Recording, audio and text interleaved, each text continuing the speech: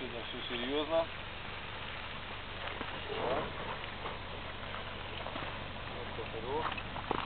Автобус.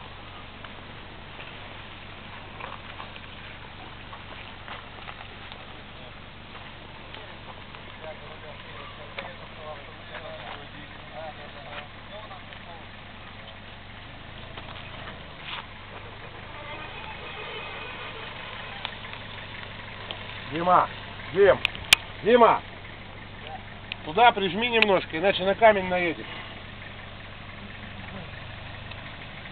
Цепь-то пройдет, а автобус. Или вообще толкай так. Как толкаешь, толкай.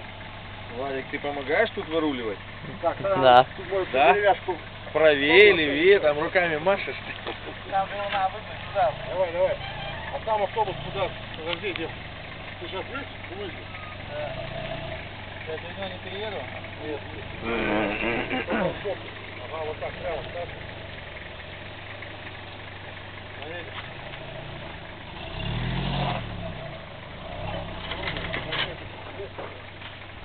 Вот так, во. Давай, не бей, смотри, давай.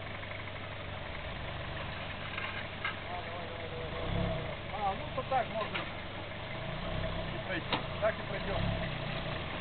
Прямо. Подожди, я посмотрю там.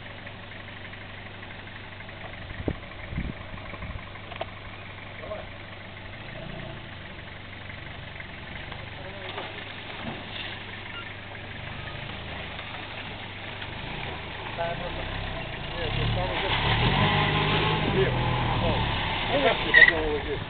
Отсюда выровняется. И туда нет. Там, сюда, Вадима. Да, там не здесь.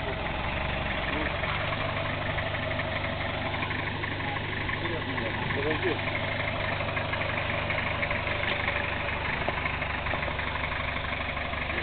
Так а что ты не хочешь ее прямо в траву столкнуть и все? А? Да, выровняй ее побольше, сюда. Да, да, да.